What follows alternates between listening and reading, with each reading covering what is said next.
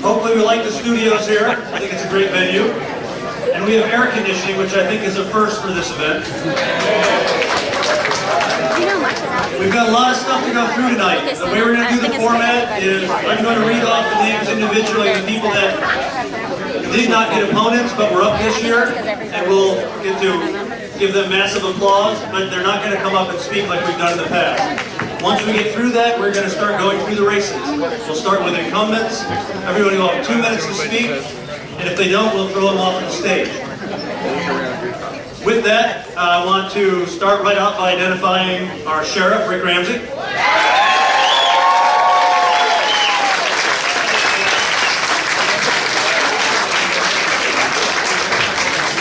That was an appropriate amount of massive applause. Andy. Next up, Andy. Property appraiser Scott Russell. Raise your hand, Scott. Thank you, Scott. I'm not sure if she's in the room. Our tax collector, Didi Enriquez. I'm sure she's here in spirit. Next up, look for the lady holding voter registration cards, Joyce Griffin. Just wanted me to mention that you also can, she's got applications to do your absentee ballot. And you can do it online on house. So. Moving right along, County Commissioner District 1, Danny Coolidge.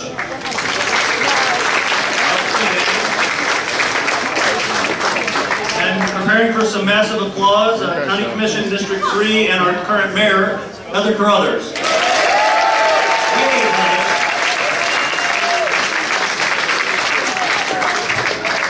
I know she's not here because she's in Cuba, but County Judge Group 4 is Ruth Becker.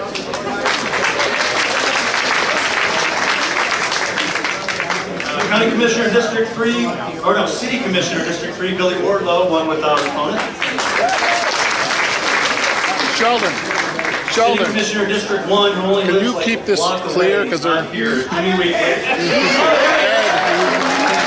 completely take that back. Massive applause for 3 weeks. I gotta pick up. I eat lunch in this place every day. School board member and chairman Andy Griffith. And another judge that is currently in Cuba, Carrie Fowler. All right, getting right to it, we have a lot of races this year. We're going to go the Key West Utility Board, Group 2. The incumbent is Peter Batty Sr. And Peter, come on up. 2 minutes, Peter.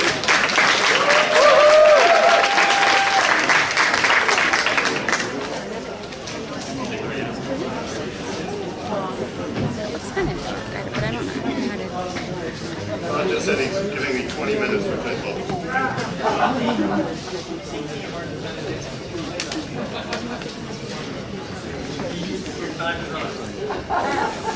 Good afternoon. My name is Peter Batty, and I'm running for the re-election of the Utility Board Group 2. I have to tell you, my middle name is H, and that doesn't stand for complacent. I am anything but complacent. It seems there are 2 kinds of people in this world, those who complain about problems and those who solve them. I've been fortunate enough to serve on the utility board for 3 consecutive terms, and I have solved many, many problems. I'm a 27-year resident and have been raised 4 children in Key West. I'm very pleased to say that 3 of the 4 children still reside in Key West. The other one does not, but she's married to a Navy guy and travels all over the world. The reason that I serve is to help this wonderful community in which we live to receive the safest, most dependable, and reasonably priced electric power. I spend a tremendous amount of time each week as chairman and continually meet with senators, representatives both in Tallahassee and Washington to make sure that we have the ability to provide all of you with the best possible service. In the last 6 years, I have led the utility to make it the most storm resistant in the state and arguably in the nation, if not in the world. Even though we have the longest overwater transmission line in the world, we maintain more than 60% backup generation in case of a major weather event. Very few utilities in the world can say that. Under my guidance, the cost of electricity has decreased 28% since 2009. In 2007, Keys Energy was in the top 4 as the most expensive in the state. Today, of the 36 utilities in the state of Florida, we are in the middle of the pack. This has been accomplished by cutting our workforce from 162 when I joined the utility to 129 today. Not one person has been fired. It has all been done by attrition. By restructuring bonds to take advantage of the lowest interest rates available and applying every efficiency known to humankind. I enjoy a strong relationship with our staff and with the union members of the International Brotherhood of Electrical Workers. This utility could not continue to exist without the happy, dedicated, and hard-working group of women and men. I have been endorsed by the Key West Firefighters Union. My opponent has spoken about our customer charge. I have to say to him, that dog won't hunt. This is a totally revenue-neutral event, which I have about 30 seconds.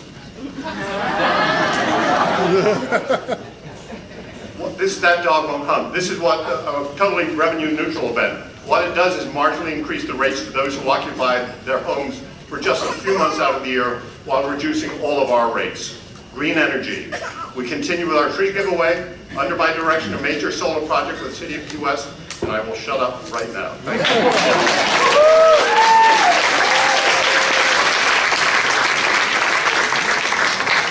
Actually, we had that planned. Peter was giving us an example of what we can't do all night. Next up, his opponent for Group 2, Tom Milone. Hi, I'm Tom Milone. I'm running for the Utility Board Group 2, and the group number refers to the seat number. It's not a district, this is a citywide race. I ran last year, and my platform is basically the same. My opponent just mentioned the customer charge, which is an issue in this campaign, and it's a gimmick. It's designed so that he can get up here and say that they reduced the utility rates. Well, yes, they reduced the electricity rates, but they raised your customer charge considerably since 2012. If you're a resident, you pay $180 a year just to be a customer. If you're a small business, you pay $339, and if you're a large business, it's over $1,000. And these rates since 2012 have either doubled, tripled, and almost quadrupled in the case of the small business. Another issue I'm raising is transitioning away from fossil fuels toward renewables. I feel that Key Energy is just paying lip service to this. They just have a few demonstration projects. They're not taking, in my view, serious action to generate electricity in large quantities using renewables. These are the two of the basic issues that I'm raising. Another issue I'm concerned about, for those of you who live outside of the city, I think that everyone in the service area should vote for the utility board. I feel it's the right thing to do, and I'll do what I can to encourage a change in the state law to bring that about. I'm not going to go say much more. 2 minutes isn't very long. As some of you may know, I'm currently the vice chair of the Citizen Review Board. I've lived here since 2001, and I've served on a number of boards since moving here: the Tree Commission, Community Housing, Civil Service Board, Charter and District Boundary Review Committee, as well as the Citizen Review Board. I'm on there now for 5 years. And I'd like to continue serving the public, and I hope you'll let me do so. Thank you. Thank you, Tom. A couple little bookkeeping or housekeeping type things. If people over in this group can try to find walls to stand against, or kind of against what you're standing in front of other people. We have to fight it all night, but having a good turnout's a good problem. Also, while I want to thank FloridaKeys.com, who does our website and our live streaming. Unfortunately, we're not live streaming right now. Right, Kelly? No, we're not. But in the spirit of the Kardashians, can we blow up Facebook? Tag everybody, post that you're here, Studios of Key West, hometown Key West. So I'll shut up and move on to Key West Utility Board Group 3. The incumbent is Tim Root. Tim, come on up.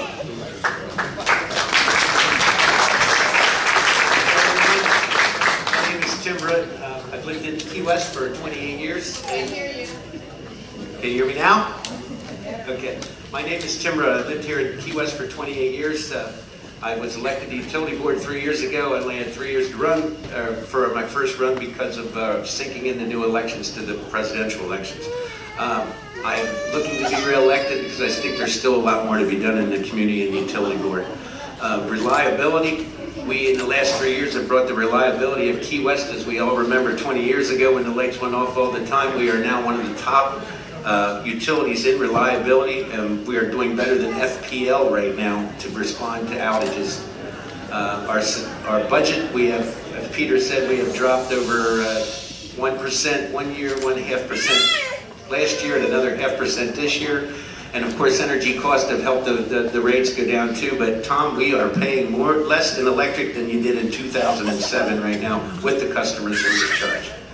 Our budget has been lowered by getting less employees. We went from 162 to 129, I think, as Peter has said. My biggest thing on the board is construction, where I've been leading the team of our management team as an advisor. And my big platform this year is our $6 million service center came in with no change orders and a month and a half ahead of schedule.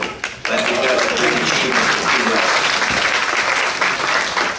also in sustainability, we have brought into our strategic plan this year, I brought forth at the end of the meeting, to start a much bigger drive on sustainability. What the community can do to sustain and save and make more efficient our energy use in this town, which is going to be coming out in the next few months. Also, we have our new solar array that we're putting on at City Hall that we've sponsored through our BP money. Also at the maintenance shed, we've put more solar panels up, and I think I'm done right now. But thank you all, and I hope you vote for me August 30th. Thank you very much. Thank you, Tim. Next up, Carol Schreck. Carol, come on up.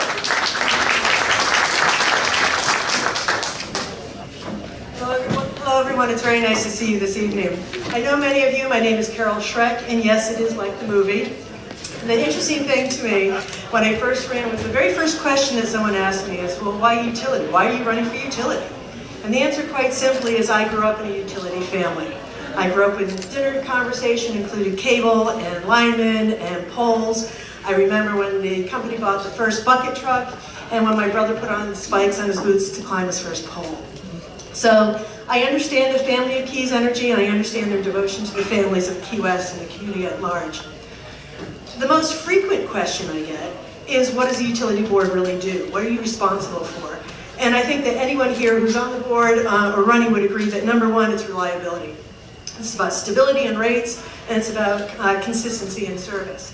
It's also about infrastructure and the beautiful $6.2 million service center over on James Street, which is very nice. And over at the Stock Island, where they're going to be doing the garage roof and so forth. That's great, but my point with reliability is that it goes much further and beyond a concrete box. Reliability is about, well, in the next couple of years, we've got our top management and several of our critical linemen for reliability that are retiring. We need a succession plan. Let's see, last 3 to 4 years, we've had legislative attacks for takeover of our control of our power by Florida Power and Light, and they've been in the newspaper a lot lately as well. So it's about management, it's about planning, and it's about someone who understands the legislative process. I work for the county, and legislative issues go by my desk every single day. We need a watchdog. The second important thing in terms of what a utility board member does, it's about powering the future. It's about, we've got plans for when Cuba opens, the city and the county have plans for sea level rise, and, oh dear. So just very quickly, we need a plan of how we're going to transition into the next 10 years. We need a plan for the city and the county for sustainability. And finally, I would like to propose that, one second. Finally, I'd like to propose that one of the first things I would do when we got on board is to have a Keys Energy Science and Technology Fair for our youth. So thank you very much. Pleasure seeing you all. Thank you. Carol Schreck, just like me. Vidal has qualified. Is Vidal here? All right, not seeing Vidal. We're going to move on to County Judge. We have a vacant judge spot, and we have 2 people that have qualified. First up, Rob Stober.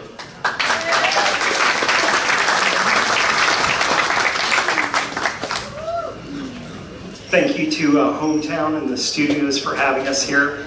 My name is Rob Stober, and I'm running for County Court Judge Group 3. I have been in the law for 22 years. I started out working for an admiralty and maritime law firm. I then worked for big insurer Geico. And for the past 13 years, I've been down here helping the people in the Florida Keys. One of the things that people have asked me is, Rob, why are you leaving that all behind to seek a judgeship? Well, the law needs to be fair. The law needs to be respectful. The law needs to serve the needs of the people of this community. As a lawyer, I've helped thousands of people involving cases from A to Z, and also involving people from every walk of life. I have firsthand experience that the decisions made inside the courtroom can have a long-standing impact on our community. Bringing these beliefs and this experience to the bench, I look forward to the opportunity to serve you as judge. I'm Rob Stober for County Court Judge. I would like your vote on August 30th. Thank you.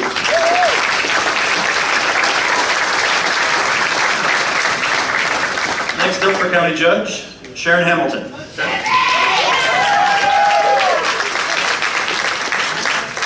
Thank you for realizing I'm shorter. Good afternoon, everybody. I am Sharon Hamilton, and I am seeking the position of County Court Judge Group 3. This election is about experience. Many of you have already heard about my going on 28 years of legal experience in Monroe County in every single kind of case except for a capital death penalty case. You have also heard about my experience as a magistrate on behalf of the judges of Monroe County. In 2005, then Chief Judge Richard Payne appointed me as a general magistrate. I served in this quasi-judicial capacity over 4,000 cases, presiding over 4,000 cases on behalf of judges such as Judge Taylor, Judge Audlin, Judge Slayton, Judge Becker, Judge Garcia, and Judge Toney. What you haven't heard before is that over 50% of the caseload for this position is criminal work. I am the only candidate who has criminal jury trial experience, as well as the only candidate who has served on the court-appointed conflict criminal case list, getting referrals and appointments from the judges of Monroe County in these criminal cases. What you also have not heard is I am the only candidate in this judicial race that is required to leave their job in order to run for office. As a result of so many people coming up to me after magistrating, telling me to please run for judge, because I have shown the demeanor, the temperament, the knowledge, and the compassion of who they wanted to see serve the people of Monroe County as a judge. My husband and I had a long conversation about whether or not this was something that we wanted to do. We made the decision that I would run for office.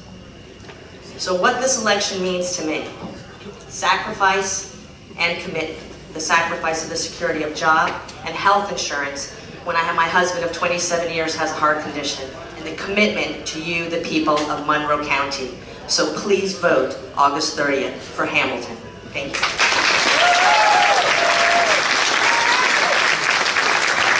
Thank you, Sharon.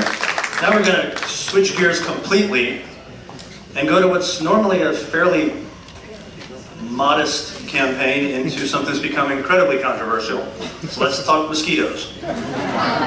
First up is the incumbent for District 1, Jill Cranney-Gage. Jill?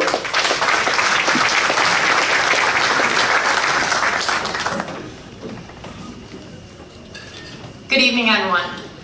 I would like to first start out by thanking Hometown PAC and the studios of Key West for hosting this political forum tonight. For those of you who don't know me, my name is Jill Cranney-Gage, and I'm running for re-election as your Florida Keys Mosquito Control District Board 1 Commissioner. I have a master's degree in business management, and I'm the Assistant Finance Director for the Monroe County Sheriff's Office. In that role, I'm responsible for overlooking $20 million in funds. I've also served as the administrator for the Lower Florida Keys Hospital District Board for the past 11 years. I'm committed to serving the public and the residents of Monroe County.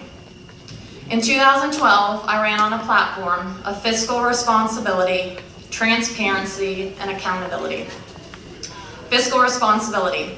In the past 4 years, under the current board's leadership, we have only raised taxes once, despite rising fuel and chemical costs. We have continued to balance the budget and keep it tight. Transparency. The district board is now posting our meetings on our website, so you, the residents of Monroe County, can see what's going on in your mosquito control. It's the board's goal in the upcoming months to have our videos live streaming. And accountability. We are elected as commissioners to be the voice and sound of our constituents. I'm proud to announce at last Wednesday's meeting, the district board passed a referendum to let the residents of Key Haven vote on this highly controversial issue of the genetically modified mosquitoes. As a resident of Key Haven for the past 6 years, I feel it's very important that these residents have the right to exercise their vote, whether they are for or against this project. And I would ask for your support. Please remember, vote Jill Cranney-Gage on November 8th. Thank you.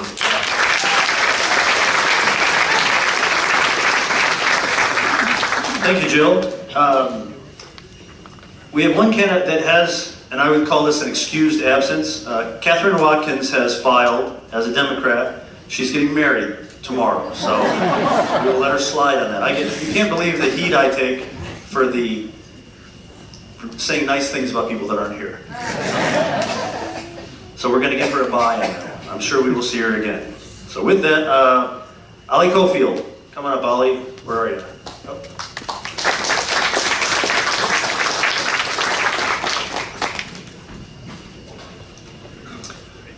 Hello everyone, my name's Oliver Kofoid.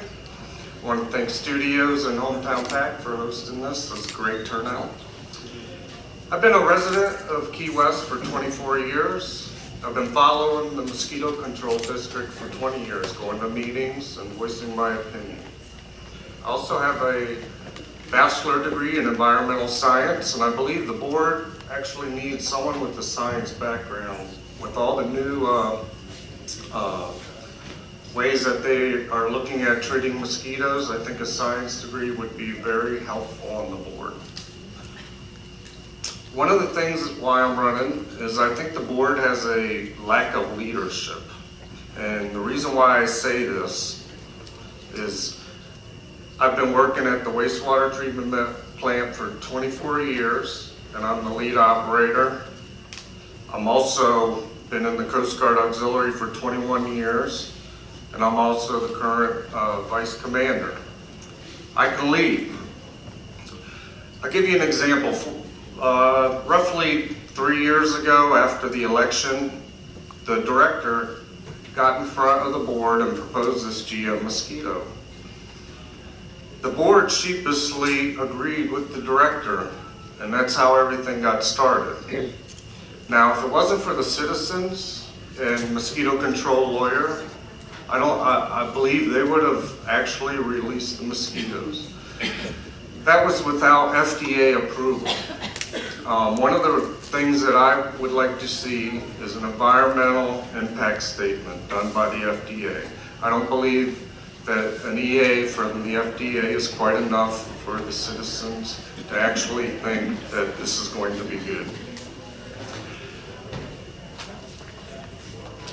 That's one of the main reasons why I'm running. You can come up.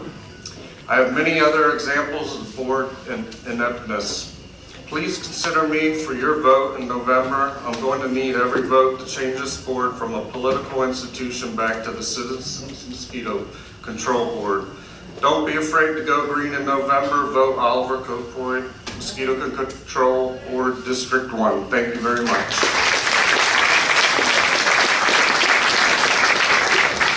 Moving right into Mosquito Control District 3, the incumbent is Stephen Smith. Steve?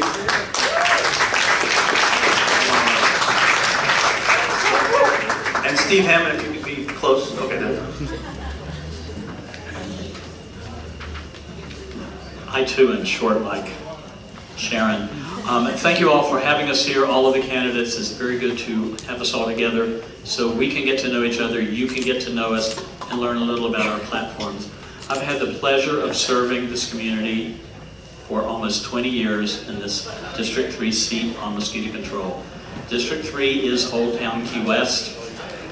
It is an area that is very important and vital to our economy here. It is the area of our primary tourism. A couple of things that have happened, and good things since I took on this job as your Mosquito Commissioner. We have increased our staffing. We have a domestic program that goes door to door, searching for mosquitoes. We have changed the way we use adulticide or insecticides to almost none, and we use mainly environmentally friendly larvicides. We also are blessed with a budget and a great team, and we have put together response teams for situations such as an arrival of a dengue case, which we had a few weeks ago in Old Town Key West. We also, right now, in Old Town Key West, have a suspect foreign imported Zika case here. The blood work has not finalized. We're still awaiting the final test. But our team has been in the neighborhood where this particular individual lives, and they have swept those blocks. They have dumped all standing water. They've had handheld foggers in the area, and they've educated the residents as to what they can do to help keep down the mosquito population. I ask you for your vote in November. I've been, again, very happy to serve you. I don't do this politically. This has nothing to do with Democratic candidates, Republican candidates. Mosquitoes don't care who we are. They're going to bite and they're going to get their blood meals. My thing is, I'm passionate about what I do. I love what I do. I've learned a lot about mosquito control, and I'm pleased to share it and help keep our community safe. Thank you.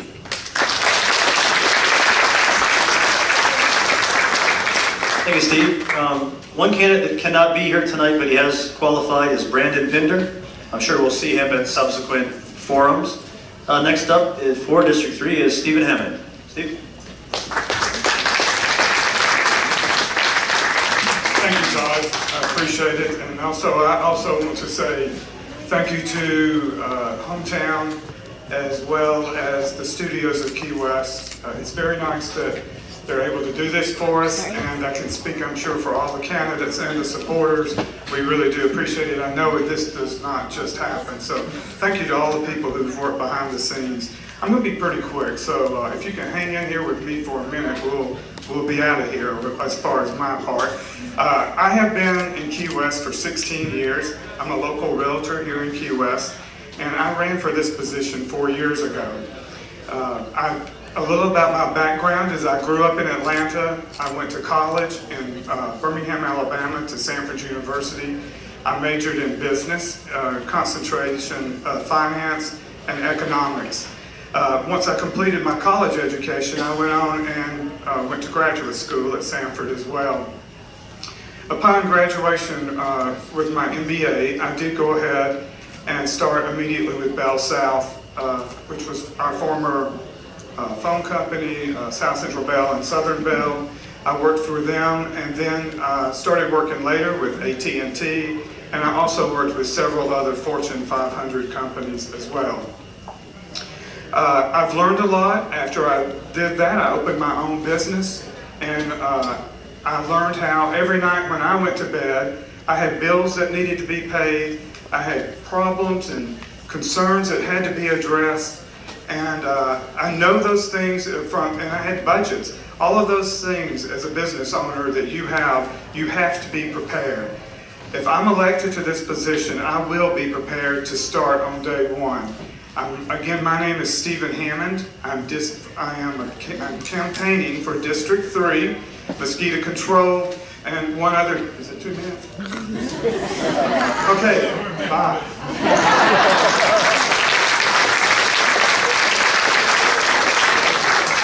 Thank you, Stephen. That's how you're supposed to get on. Next up is Mosquito Control District 4. This is an open seat. One little quirk I've noticed, we try to do things every time. It's incumbents first, incumbents last, alphabetical reverse alphabet. This race has a W and 2 Z's. So for the first time in her life, Janet Wood gets to be first alphabetically. Come on up, Janet.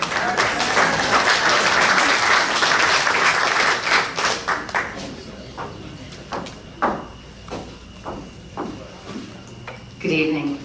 I'm here tonight to ask for your vote. Janet Wood for Mosquito Control District 4. This is an Alamorada seat with some of the Marathon District. The reasons you should vote for me are, I'm the best candidate for the job. My county-wide guardian ad litem role representing neglected and abused children in court requires constant medical examination of their health records and recommendations to the doctors for their treatment. I'm a 60-year Islamorada resident, 20 years as a realtor, and 20 years as a licensed interior designer. I'm informed of the health, safety, welfare, and tourism issues that come with the Aedes aegypti mosquito and the Zika virus it carries. My 15 years of county-wide Coast Guard membership include being a hazardous waste operations and emergency response team member with Sector Key West during the BP oil spill. I was also an emergency responder with the Ocean Reef Club after Hurricane Andrew. As of this morning, the Florida Department of Health, there are 173 cases of Zika confirmed in Florida not involving pregnant women. 40 cases involve pregnant women, regardless of symptoms. No new cases as of this morning. The county with the highest number of cases is Miami-Dade. Monroe County has 0. The counties of pregnant women are not shared. What will I do when you elect me? I will gather and provide information from the health department to our residents, keep you informed of what is happening with the Mosquito Control Board, and will be available for you at any time. I'm very visible and all have access to my personal cell phone. I will listen to you and be your voice. I will not be the puppet of another board member. I will work for you. My energy is high, unexhausted is my virtue, and this is what it takes to do the best job for you. Remember, Janet would do the best job for you for Mosquito Control District 4. Thank you.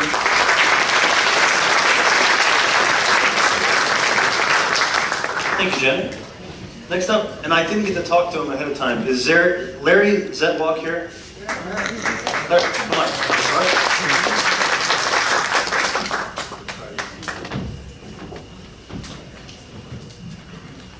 Good evening, my name is Larry Zettwoch. I'm running for Mosquito Control District 4.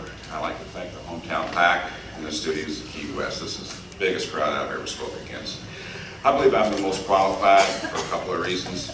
I've had extensive management experience throughout my 35 or 40-year career. And the other thing that so many people seem to forget, I've been going to mosquito meetings for a year, over a year. And most of the time, I'm the only one there. 3 most important issues in mosquito control today is potential health issues with Zika, dengue, and chikungunya. This is all by the Aedes aegypti mosquito, which is the only mosquito you guys have here in Key West. We got to implement new technologies to win, because you no longer can kill mosquitoes with just one way. Aedes aegypti lives inside your house. You people who have asked me, what about the ones around my sofa? That's him. I believe my skills and experience will complement these challenging issues. Leadership abilities, 34 years in the Air Force. Knowledge, as a layman, I've been studying Aedes aegypti. If you go to my website, you can see all the articles for the last year on Facebook. Budgets and fiscal responsibility to taxpayers. At the budget hearing the other day, one of the things nobody seems to talk about is they raised your taxes for mosquito control 19% in December. I've been a resident of Keys for 30 years. I'm a volunteer firefighter, paramedic daily. I make calls. I volunteer at Mariners Hospital. I'm a member of 2 local boards, so I have been giving back since I've been retired extensively. Education, I have a Bachelor of Arts in Political Science, so I think I can get along with people. And I have a Master's in Education, and I have a law degree. I'm retired from the Air Force, Guard, Reserve. Leadership, they don't give you colonels out there. You have to be around long enough and you have to do something. Airline industry for 34 years. As a pilot with over 22,000 hours, I've probably killed a hell of a lot of mosquitoes in my airplane. I want to protect the health of our community, and I want to protect our Florida Keys economy. Thank you. Vote for me, District 4.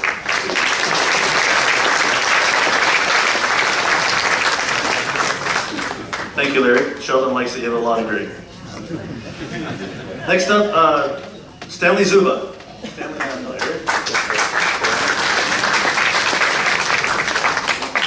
Thank you for having me. Put my glasses on. My name is Dr. Stan Zuba, and I am running as a candidate for Mosquito Control District number 4. This election is going to be about qualifications, as my opponents said. I'm running for this because I feel I have the credentials and the experience to do the job. I also want to get back to the community that's given me so much for the last 18 years. With my strong medical and leadership background, I feel I will be a real asset to the board in making the tough decisions that are going to have to be made over the next several years. I'll be able to separate facts from fiction when it comes to analyzing new studies and new technologies. I'm a board-certified pediatrician who's been practicing in the Upper Keys for 18 years. Before coming to the Florida Keys, I was the director of a 47-bed inpatient pediatric unit at Cook County Hospital in Chicago. During that time, I was either a chair or a member of numerous medical and hospital committees. Being the director of the inpatient unit, I was also directly involved with the budgeting process. I was an assistant professor of pediatrics at the Chicago Medical School before moving to Florida, and once I moved to Florida, I became an assistant professor of family medicine at the University of Miami School of Medicine. I have previously been the president of the medical staff at Mariners Hospital in Tavernier, and I'm currently the vice president. I am the medical director and a board member of Island Dolphin Care, a not-for-profit organization in the Upper Keys that deals with developmentally disabled children from all over the world. I'm a volunteer physician for the Upper Keys Good Health Clinic. I am a small business owner and I am a homeowner. I promise you today I will work hard on your behalf and do everything I can to prevent the spread of mosquito-borne transmissible diseases to the Florida Keys. I will strive to do this in the most fiscally responsible and environmentally conscious way possible. Thank you very much.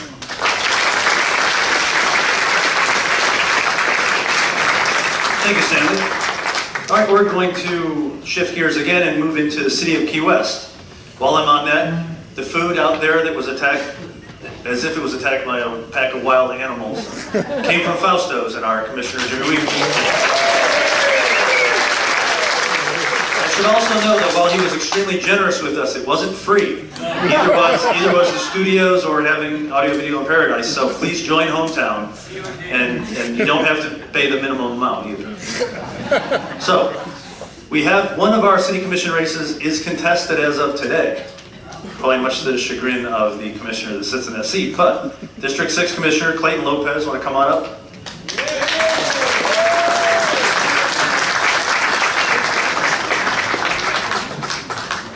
Todd, you can relax because I won't be up here long. I just want to say, I want to thank Hometown PAC. I want to thank the studios of Key West. Last time I was on this stage, I was a lot less nervous than I am right now.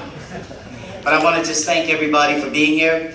And this is always one of the toughest things to do, to stand up and talk about yourself.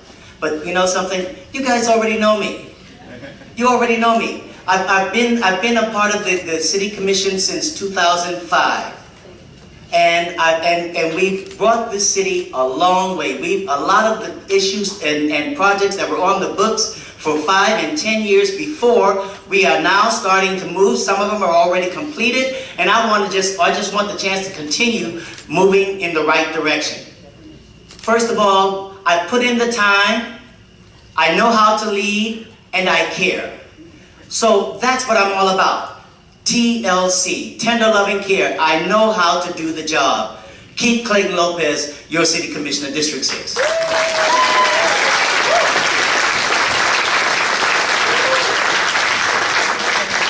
Now, I apologize, I didn't have a chance to meet his opponent, Nathan Remus Brock. Is Nathan here? No, he's not. He's not? Okay, well, we look forward to seeing him in the future. We're going to move on to the mayor's race, which is never boring. I'll go through. Craig is in Cuba with the judges, so he can't be here tonight. But we'll bring up one of his opponents, Ed Karsch. I'll let you explain how that works. We get it from the supervisor elections office, so. I used to be a disc jockey like decades ago, so Krane kind of stuck. Thank you very much, Hometown PAC. Thank you, Studios of Key West. Outstanding program that you do every year. Outstanding again. I would just want to say, freshman council people, outstanding job, Commissioner Romero, Commissioner Payne, Commissioner Kaufman. Thank you very much for the outstanding service that you're doing. My campaign is self-funding. It's coming out of my own pocket. As you probably know by now, my primary platform is the promotion of the arts, think we need a better class of tourists in this town. I think instead of drinking until you drop, do we not have 50+ art galleries? Do we not have the studios of Key West Art and Historical Society?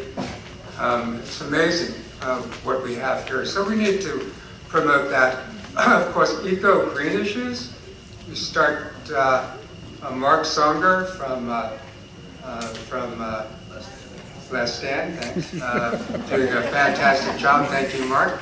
But we really need to get this eco thing under control. Also, what's with the studies that we do? We spend millions and millions of dollars on studies, just goes away. Let's spend this money on real brick and mortar projects. I mean, do we need to spend $115,000 on cleaning up Duval to do a study? Well, take a quarter of that money and plant some plants, little green strips. I mean, the studies, it's enough. And lastly, and this will probably make headlines, 30 seconds, yes? No. My vote is going to be your vote. I'm going to work with your input. You'll vote. You'll do a neutral site like the secretary of the commission people. You'll vote, and then whoever wins that vote will be my vote. So I'm going to give the disenfranchised voters, the ones that say they no longer have a say, to my vote. Thanks, Doug. Thank you, Ed. Always a different perspective. Next up, Randy Becker. Randy? I'm Randy Becker, running for mayor of Key West, and I'm glad to be here tonight.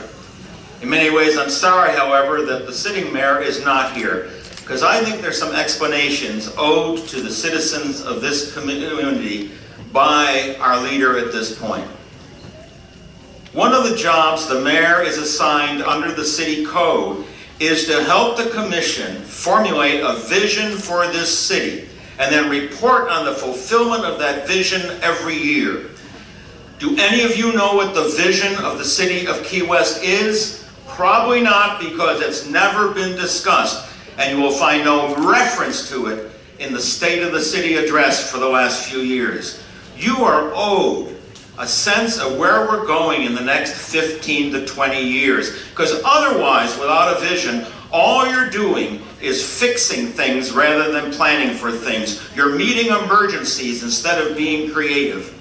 And so one of the things I want to talk about is creation of vision for the city. Not my vision, your vision. The vision of the people and the commission. I also think you're owed an explanation why 12 days ago, a tragedy struck in Orlando, and our leadership has not yet responded or even mentioned that. We lost friends. We lost connections, and there was no official statement by the city of Key West to the people of Orlando about that. I expect our city to be compassionate, to be caring, to reach out on those occasions and represent us in the best way possible to other places. I also think we need to be talking about transparency.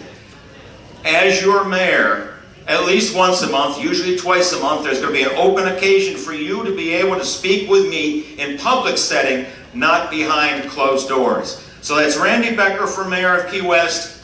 I appreciate your vote. Thank you.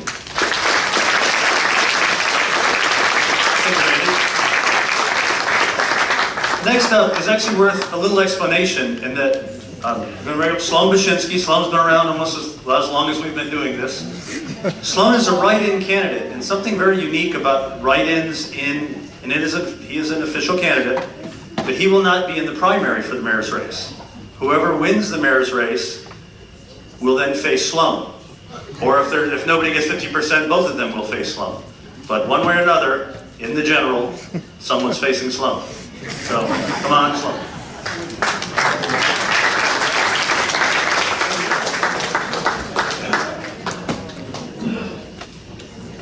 Yeah, there's a story behind that. Greetings, Earthlings.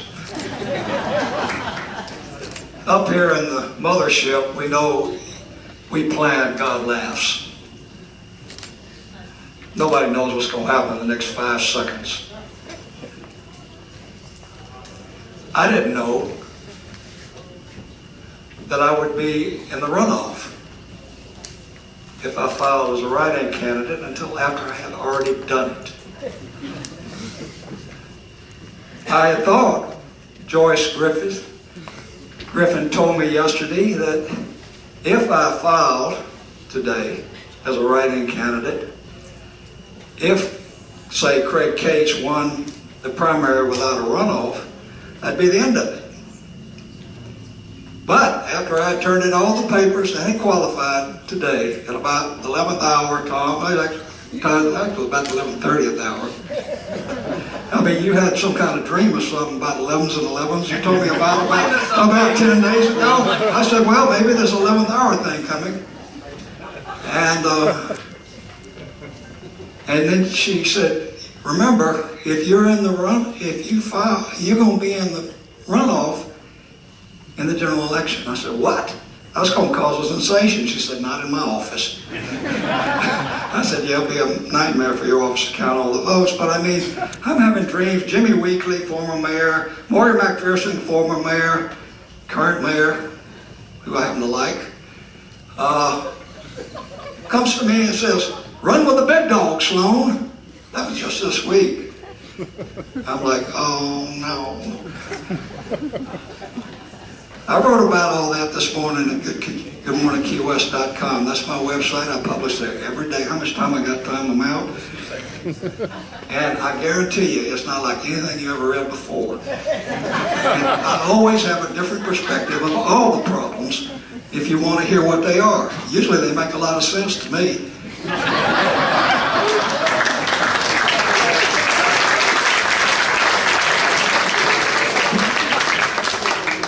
Thank you, Sloan.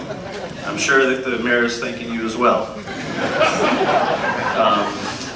I want to point out, we got a particularly polite crowd tonight. We've got a lot of people in here. It's silent, and I really appreciate it. And it's probably because no one wants Sheldon after him. We're going to switch gears completely from our last speaker and move on to the state attorney's office. Our incumbent is Catherine Vogel. Okay, come up.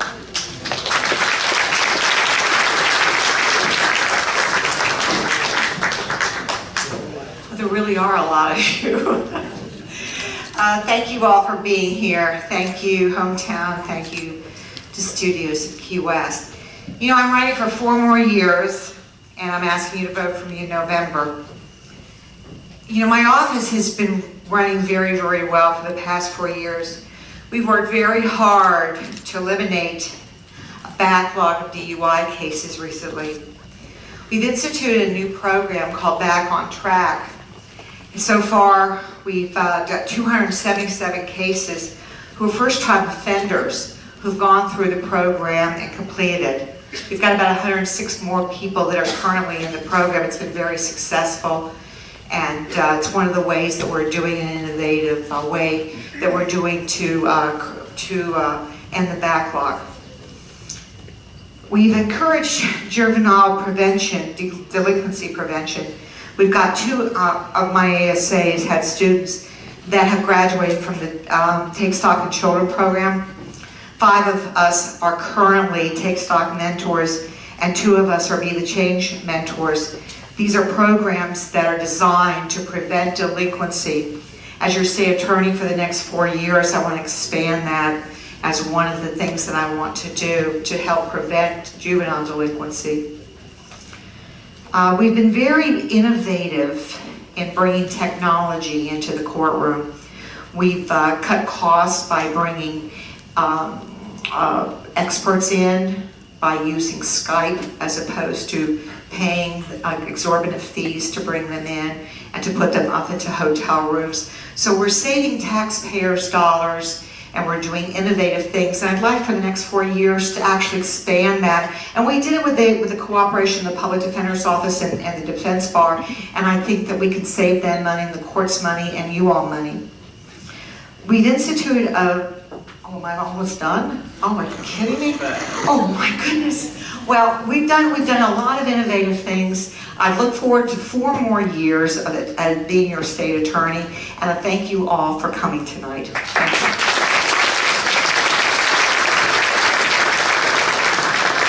very much, Catherine. It really does go fast when you're up here. And sometimes it goes really slow. Enough about Sloan. Next up, Dennis Ward.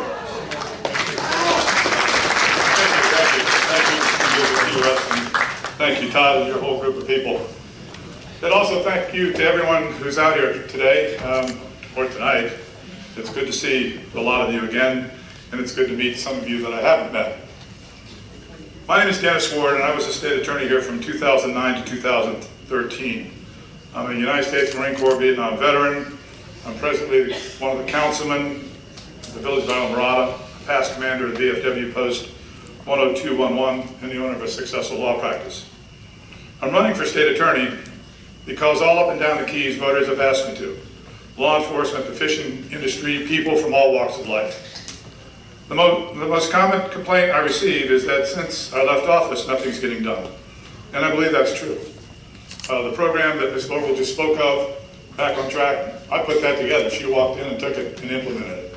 So that's working. However, there are a few hundred cases still sitting in limbo on another different issue, and they're DUI cases, they're legal issues that need to be dealt with. When I ran for state attorney, I promised the voters of Monroe County I would be tough on public corruption. I kept that promise by prosecuting a number of elected officials as well as public employees.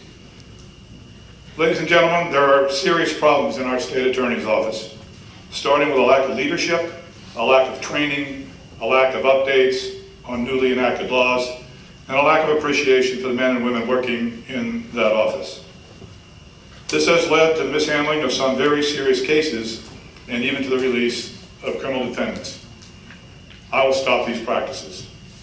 Finally, I promise not to use the office of state attorney to acquire your children's names and addresses to further my political future.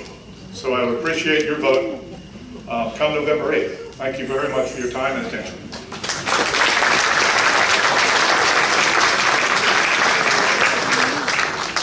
There's one other candidate for state attorney, that's Shad Neiss. Shad, oh, come on up.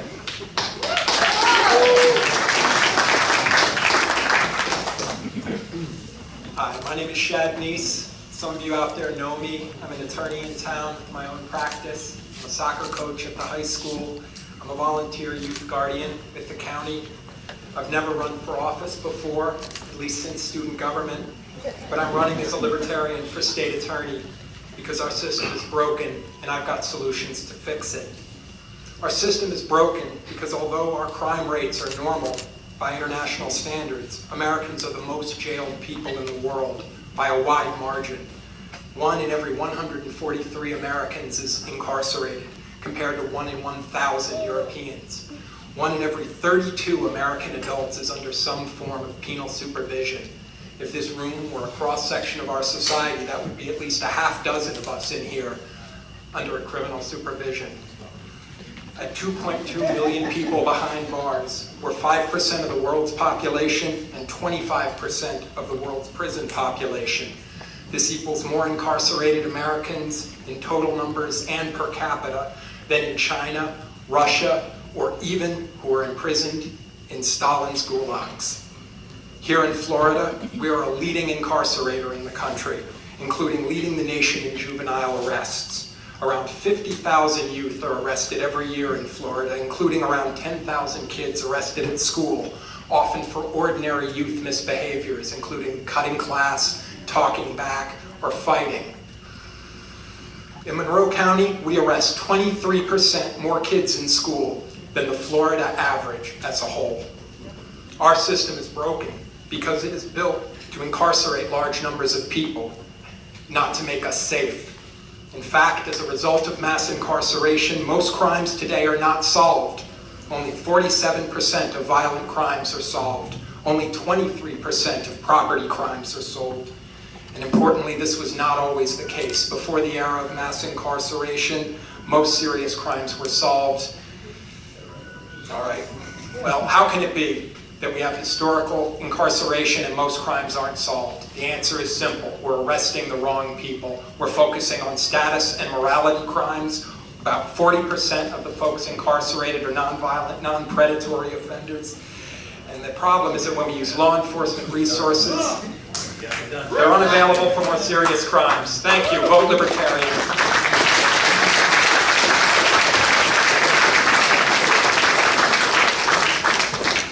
Kind of a weird foray, but speaking of children, we're going to go to the school district. District 3, the incumbent is Ed Davidson. Ed, come on up.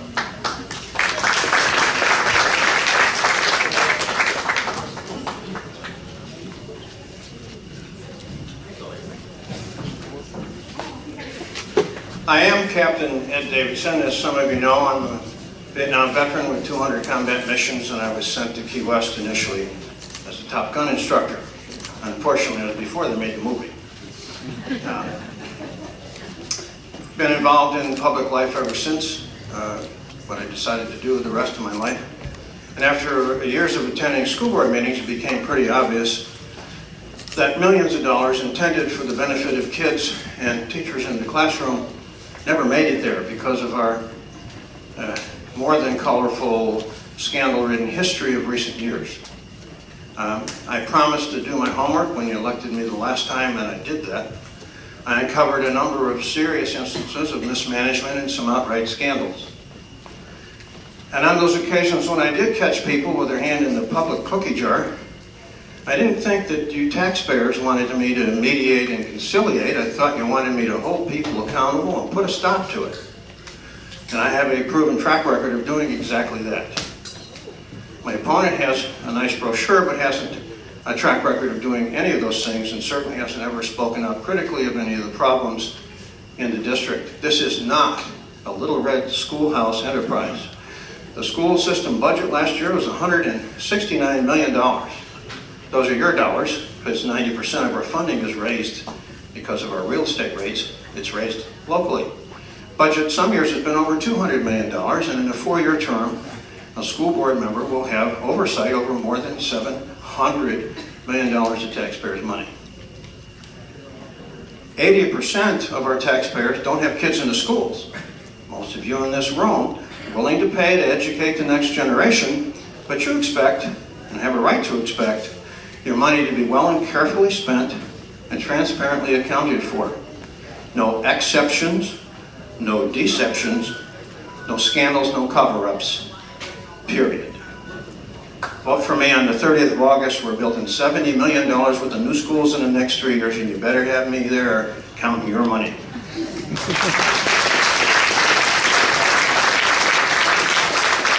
Next, I'd like to bring up his opponent, Mindy Conn.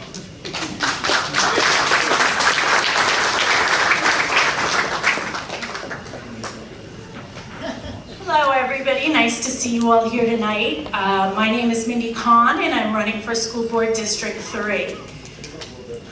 I am a proud wife of Colonel Abraham Conn. I have 2 children in the school district, my 14-year-old Josh and my 16-year-old Emily. And I've lived here for 15 years and my kids have been in the schools for that amount of time.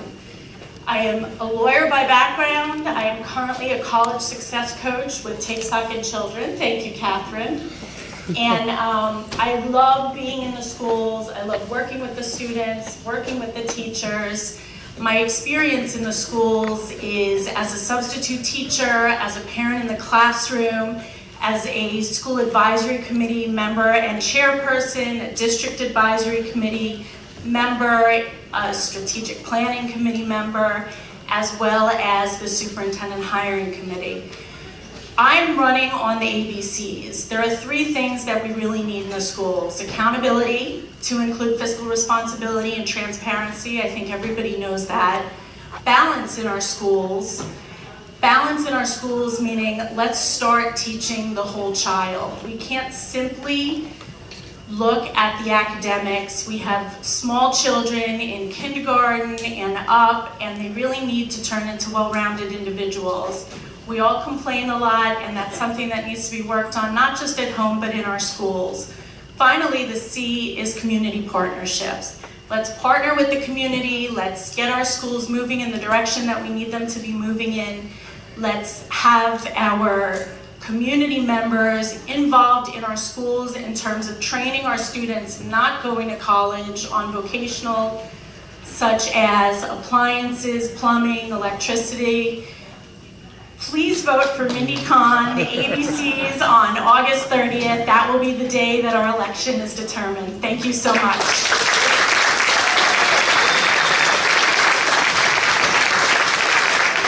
Thank you, Mindy. Now we're going to switch gears again. We got a lot of gear switch to do, but we're only about a half a page left, so we're close. There's some seats open up if anybody wants to sit down. Going to County Commission, District 5. The incumbent is Sylvia Murphy. Come on up, Sylvia. She's kind of shy, so. You tell my secrets. Okay, well, forget this. Re-elect Judge William Reagan Toby Jr. I don't think that's what I'm going to say. You can pick Sharon instead. Here's my notes. First of all, I am to say hello, good evening, and good luck to everyone from Mr. Knight. Because I visited him tonight, and he always came to these years ago when he was able. And he kind of misses being out with the crowd and the politics and whatever. So anyway, he wanted to be remembered to all of you and wish you well. Someone said to me tonight, out there by the food, that, maybe this is a connection, he said, I just love your mouth and the brain that goes with it. And I thought, well, if anybody loves my mouth, there's an awful lot there to love because I can talk. And then, these are my notes. I should have done what Peter Batty did, which was to write a nice, smooth speech and read it. That's smart. I stand up here with, well, I'll just have to tell it like it is. I've been the commissioner of District 5 for 10 years. I've enjoyed every minute of it. Even the bad minutes, I have still enjoyed the bad minutes, and I have worked with some hell of a good crew. They really are, and I'm very grateful that Heather and Danny will remain on the commission, guaranteed, because they are both very good at what they do. I've got to include all 5 of us because I don't do anything by myself. I love Monroe County. I work for the good of Monroe County. I try to do what's right for Monroe County. But I can honestly tell you the other 4 do the same. It's unbelievable we don't all vote alike, but we're all doing it for the best reasons. Thank you, Heather.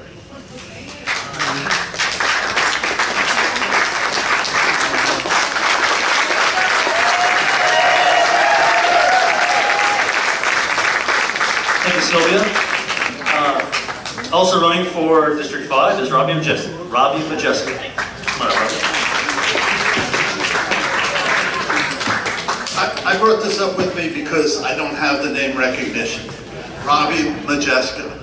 But just because I don't have the name recognition doesn't mean I don't have the experience. For the last 8 years, I have been elected up in Key Largo to oversee the building of the sewer plant, which was a $154 million project that came in under budget and on time. All right? I gotta apologize. Last time I came here, I gave a speech, and I just sat there and I read the speech, and I'm Robby Majeska from Key Largo, and I have 2 children. That's not who I am.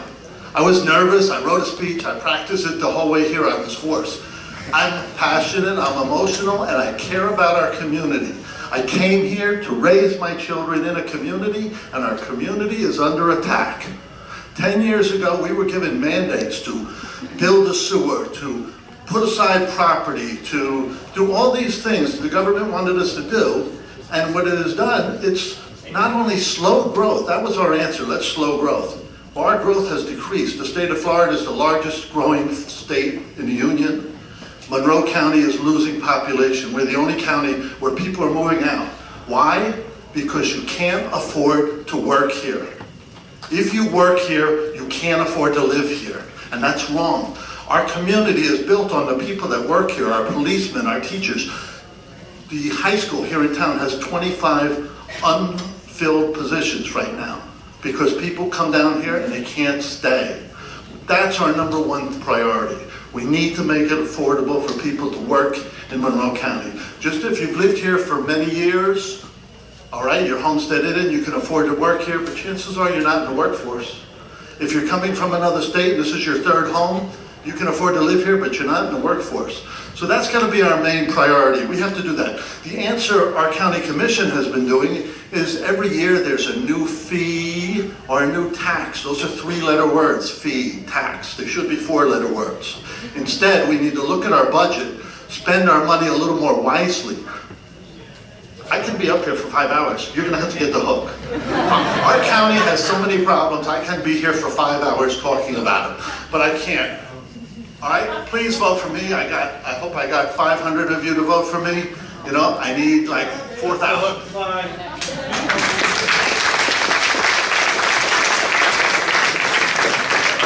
We appreciate everybody's enthusiasm, but we got to keep things moving along. Next up is the clerk of court. The incumbent is Amy Heavilin. Amy's right here. Come on up, Amy.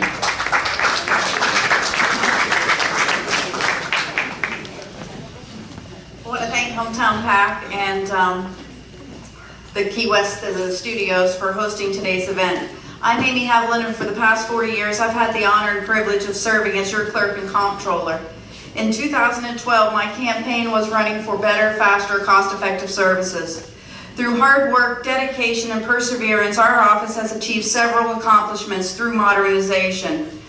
Those modernization efforts include we've installed the newest technology and new equipment. We've upgraded the majority of our systems. For example, the courts database, jury management, finance. We implemented a fraud hotline for the county. We also implemented the acceptance of credit cards.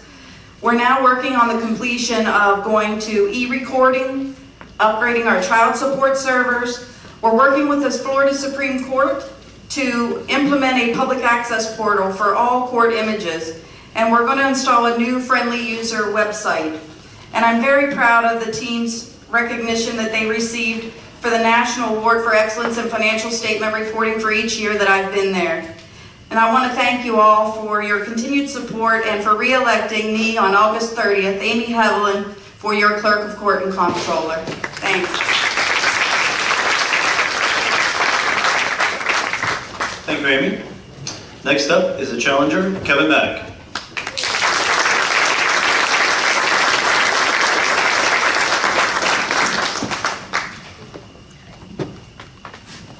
Thank you. Good evening. My name is Kevin Madok, candidate for Clerk of Court, and I'm running simply because the job is not being done. And that's not my opinion. That's what the experts say. The clerk's office is examined every year by independent outside CPAs. And for the past 3 years, that office has received a vote of no confidence. Failed audits every year, even the one that was just released. Now, some of the language in the audit reports include lack of training or lack of supervision and review. Lack of supervision, people, that's the job. Now, CPAs by nature are a very reserved bunch. To put that kind of language in a written report is a huge deal. Now, there are 3 candidates in this race, and all 3 of us have a documented record in the office. I helped run the finance department for 8 years, and my work was examined by these outside CPAs for 8 years in a row. Never once did our work receive the most minor comment from the auditors. Compare that with the other 2 candidates who have been in charge of this office, which for the last 3 years, the audits have been severely deficient. That's your tax dollars not being protected. Now, some people might say this is kind of negative language, but it's the truth. You deserve a transparent, comparative campaign. Without the facts, you can't make an informed decision. Now, my record is a record that has received that vote of confidence from the experts. And now I ask for your vote of confidence on August 30th and again November 8th. Now, in closing, I just want to say, obviously, I'm not a great public speaker or a skilled politician. What I am is a CPA asking you to hire me to look after your tax dollars, because that's what the clerk's job is all about. Thank you.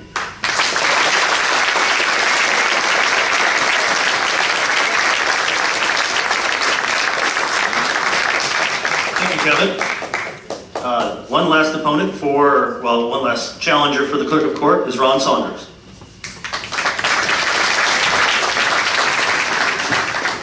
Hello, hometown. I have a reputation for even short speeches, and so I want to keep that reputation tonight. I just want to tell you I'm a candidate for clerk of court and comptroller. We have about 90 employees at the clerk's office. So you want somebody there that's going to be an effective leader and a good communicator.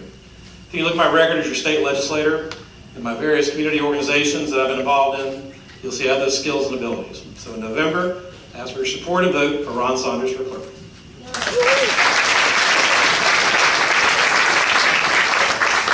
Thank you, Ron. I also want to thank Gwen Filosa for streaming live on Facebook, which seems to be doing, and everybody that's doing their Facebook posts, keep them coming. And I guess we are streaming live on FloridaKeys.com. Just not on phones, but on computers, it's okay. What Kelly said, not on phones, but if you're on a PC, maybe you can be seeing it. So for the thousands out there in television land, we're going to now move on to the state representative's race. Our incumbent is Holly Rashon.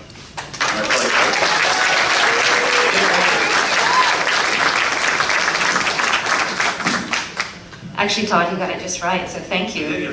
Thank you to Hometown, and a huge thank you to the studios at Key West. Where's Jet? Is he still in here? It's incredible to see, Rosie, there you are. It's incredible to see what you guys have done with this place. Absolutely amazing. But really, a big thank you to the people of District 120. We, as a community, the Florida Keys, have definitely left our mark on Tallahassee while I've been in office. However, there's still much more that we can accomplish. And I'm proud to report that in my first and second term in the Florida House of Representatives, we've been pretty successful. Millions of dollars in state resources have flowed our way. Water projects, land acquisition, and my personal favorite, arts and cultural projects. We've also worked really diligently to strongly oppose and with firm any increases in our property tax rates. And we've also championed the lobster and stone crab fisheries. And while these are all amazing accomplishments, there's still much work to be done. Moving forward, we need to make sure that our neighbors to the north of us are as good a stewards as we are when it comes to protecting our environment and our nearshore waters. We need to continue to eliminate all forms of discrimination in our great state, especially in the LGBT community. And lastly, but not least, we need to figure out some real solutions when it comes to workforce housing. So with that, it's my honor to ask for your support and your vote in November. Thank you.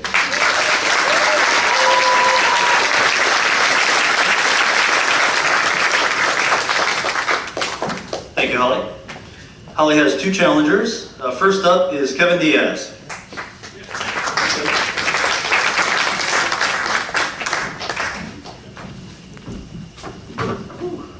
Thank you, Hometown Pack. Thank you, everybody, for coming by. I'm not going to be as short as Ron is, but I'm going to be kind of short. My name is Kevin Diaz. I'm running for state representative, and I grew up in Homestead in the farmlands. So this is very important to me, this district. I'm a product of this district. And after I went to Florida State, after law school, I decided it's time for someone to fight for this district. And it starts with opening up the energy grid for renewable energy. It's time we get that into our market. It's time we utilize that for the benefit of 120. Second is expanding the water treatment plant for reuse and desalination. We can utilize these technologies to lower our costs and to benefit all of us. That's what we need. And third, and probably most importantly, we need to open up different insurance markets. And it starts with allowing local municipalities like Monroe County and Miami-Dade County to self-insure. Let's give the people more options. That's what we need. But the problem is, Tallahassee's not letting us. They're not moving forward. They're stuck with Rick Scott. They're stuck with extremism. And if we look at Holly's record, and sadly, she votes party line. That's what she does.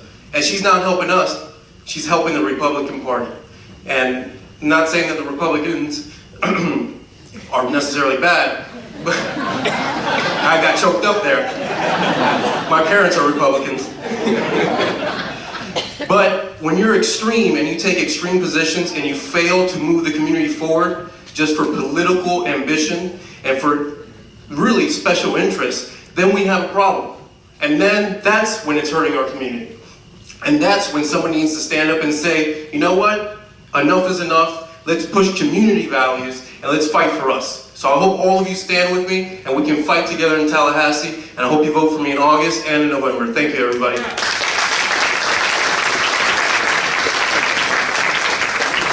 Damn Republicans. Our next challenger is Dan Horton. Dan?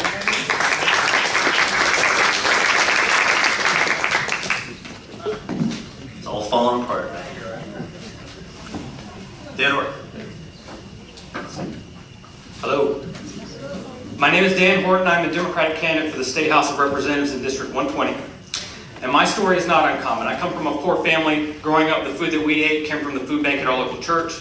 The clothes that we wore were hand-me-downs from our neighbors up the street. I've been working since I was 14. I worked my way through college. I worked and volunteered my time as I earned my law degree from FIU College of Law. I understand the value of hard work. But I can tell you that the reason that I'm here tonight and the reason that I'm running for office is because I believe that our community stands at a crossroads.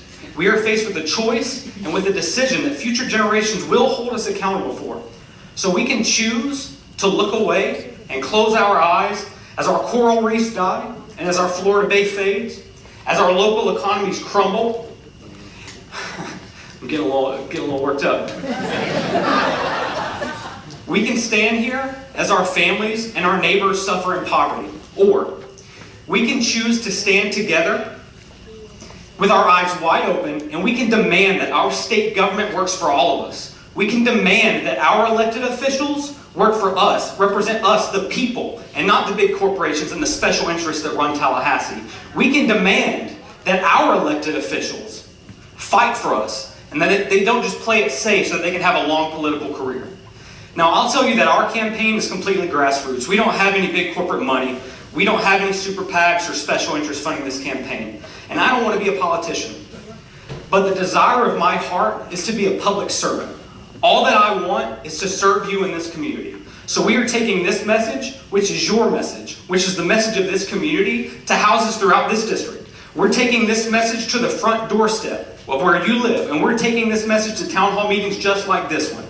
I'm ready to fight for you. I want to represent you. I want to work with you. And I want to stand right there beside you in Tallahassee and make this state and this community a better place for all of us. My name is Dan Horton. I'm a Democratic candidate for the State House of Representatives in District 120. I'm asking for your support. I'm asking for your help. And I'm asking for your vote. Thank you. There's no way I could cut it off.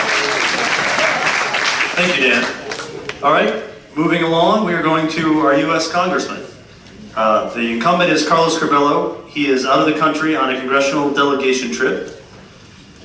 He has three challengers, three challengers as of today. First up, his Republican challenger is Jose Peixoto. Oh, well, he's no party affiliation. He's still Jose Peixoto, though.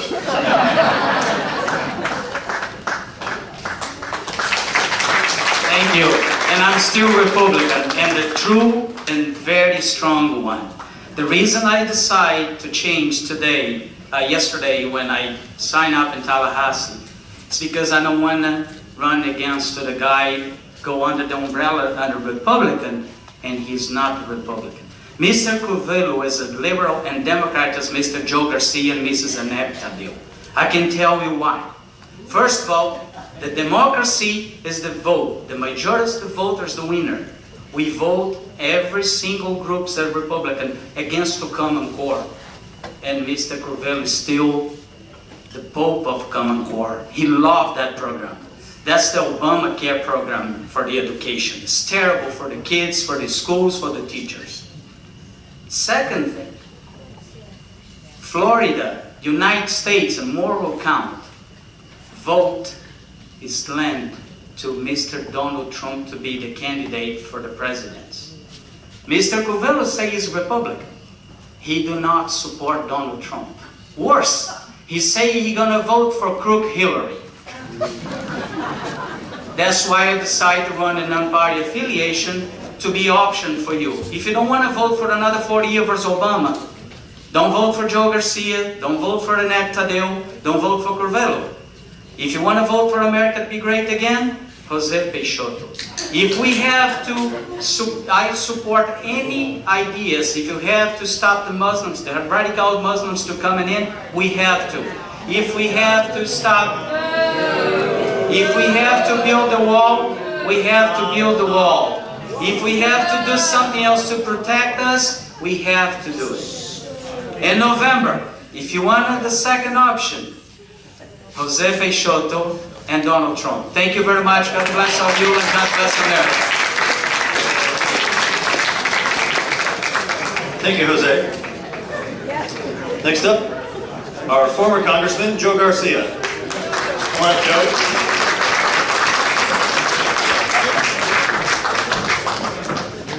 How you all doing? So why am I running? I'm running because I love this community. And probably there's no place in the district where more people know us. In this, unlike the past where you had a part-time secretary, we had a full-time person that worked in the Keys. And then you had something new, something different, something that hadn't happened in 100 years. You had a congressman that lived in the Keys. When this center was bought, and when they were working for it, because people knew I was there, because people knew I helped on all issues, they brought me. I toured this when it was an empty hall. Because we work on things that are important. And you know, if you're a Republican, that I represent you. We may not agree on much, on some times, but I help you. Whether it's you're the sheriff's office that is going to face cuts because of issues of funding, we step up and work for you. Whether you're a veteran and they were going to close down the clinic here, we not only worked for it, but got a new doctor for the clinic here.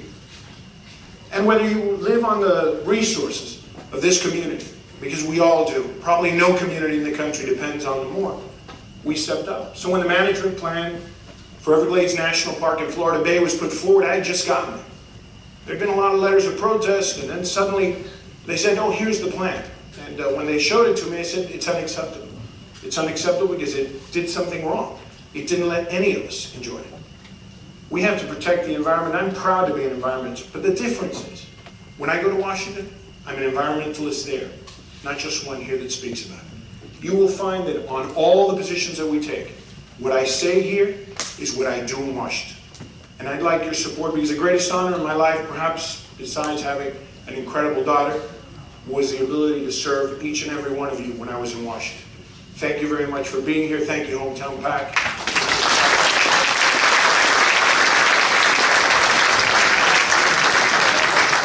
And there's one more challenger for the seat, and that's Annette Tadeo. Is it? I didn't see Annette earlier, but is she here? Okay. All right, well then we will move on. And I don't know if we've got any state senate candidates here. I know that Ana Terry Flores is sort of the incumbent for our district. I know she could not make it tonight.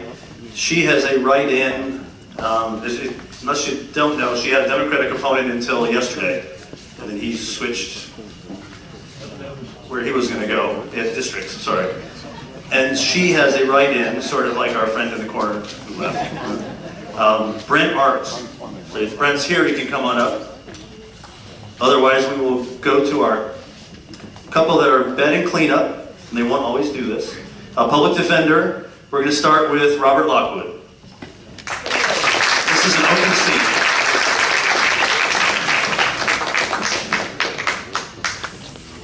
Hello everyone, I was raised in this community, by this community, and I want to serve this community. My name is Robert Lockwood and I'm running for public defender. I got to first say I'm honored because I got to tell everyone here, I'm honored I've been endorsed by 3 large groups, one of which is your Key West Fire Department, Local 1424. The other group is the Communication Workers of America, and that's your Florida Keys Aqueduct Association. The members come from there. And just this week, I got an endorsement from the Teamster, and it was very special to me because that includes Monroe County workers, Key West workers, UPS workers, and a whole bunch of, it's thousands of workers throughout the state. So I'm very honored for that. But I'm running for public defender, and I like to say that longevity in one position does not equal experience. Diversity equals experience. And that's what I've done. I've been a local business owner, I've been an assistant public defender, and I've been an assistant state attorney. As a local business owner, I was responsible for my own budget. Here in Key West, we had a dive shop and an information center, and I had the day-to-day workings with all of the employees. I cared about the employees, never thought I was better than them. I always made sure that they knew I was on the same level as them. And I worked in and out, had contracts, signed leases, actually sold one of the businesses when Milone hit. As an assistant state attorney, I tried many cases, motions, court, all day, every day in Broward County. And then I was assistant state attorney here and got to know the office here. The employees are amazing. This job is kind of split into administrative. I always say it's about 90% administrative, the public defender, and 10% legal, because you're not in the court system. And with administrative assistance, I think is necessary to run the public defender's office. So with that, and Todd looking at me, on November 8th, don't forget to lock the vote.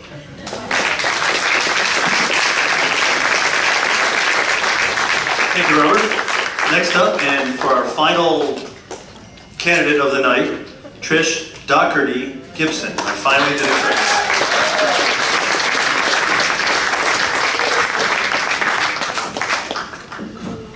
I know I have a hard name, but Todd got it right this time. I am Trish Doherty Gibson, the Chief Assistant Public Defender. The Public Defender has two main goals: to fulfill its constitutional mandate to represent its clients, and to do this in a fiscally responsible way. This job takes experience, this job takes passion, and this job takes expertise. My 21 years at the Public Defender's Office, with the last 12 as the Chief Assistant, has given me that unique expertise, as well as an unparalleled exposure to each and every aspect of this office. This job requires a balance of legal and personnel skills, as well as an intimate knowledge of the workings of a government budget, which is vastly different than a for-profit business. I have worked on this office's budget both in Tallahassee and here at home.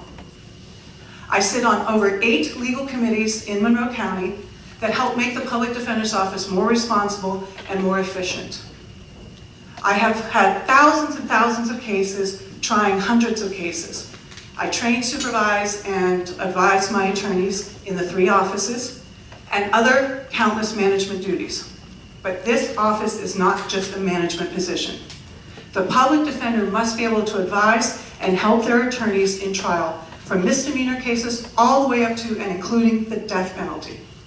And let's be clear, in order to help on a death penalty trial, you must be much more than a manager. Experience and expertise are imperative. If not, it literally could cost someone their life and the taxpayer money. Looking forward, I would like to help create a veteran/mental health court to deal with the cases with these disorders.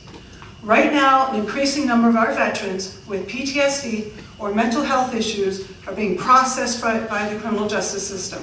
And this is just not right. We owe them the respect and the respect that they are owed. Creating a veterans mental health court could achieve this goal by giving them the respect and dignity that they are owed, as well as save the taxpayer dollars. Oh, I'm sorry. This is not just a political office, this is not just a job, it's what I have chosen as my life's work.